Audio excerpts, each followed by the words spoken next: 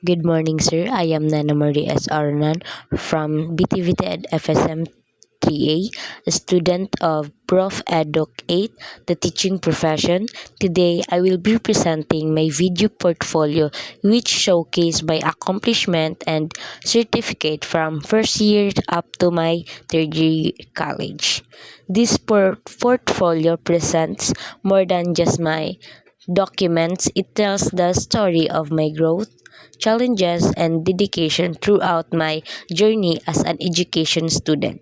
Each certificate highlight a milestone, training I've completed, seminars I've attended and program that help shape my knowledge and skill becoming a future student.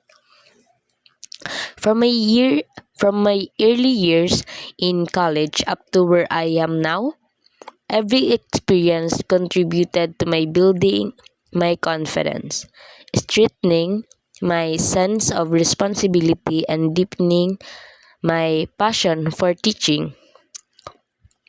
This achievement remind me that learning is continuous and that every step, or big or small, bring me closer to the kind of teacher I, sp- uh, I aspire to be. As you watch my video portfolio, I hope you see not only my accomplishment but also the effort and the commitment behind them. This compilation is a reflection of my journey, my progress, and my dream to grow into a professional who serve with purpose, integrity, and heart. I hope you enjoy watching my portfolio video.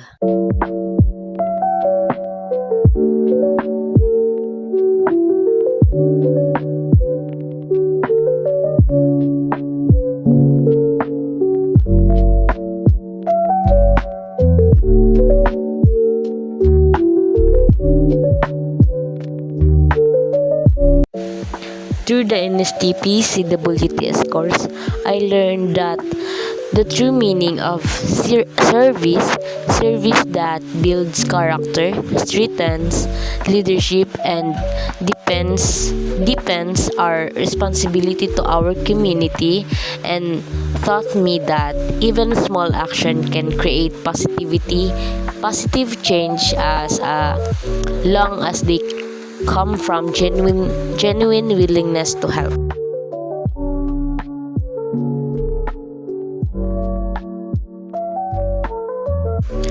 The Peri Peri SIT certificate, on the other hand, allow me to apply my skills in a real work experience setting. This experience helped me to grow professionally, learning proper work ethics, teamwork, customer service, and the importance of doing every task with quality and humility.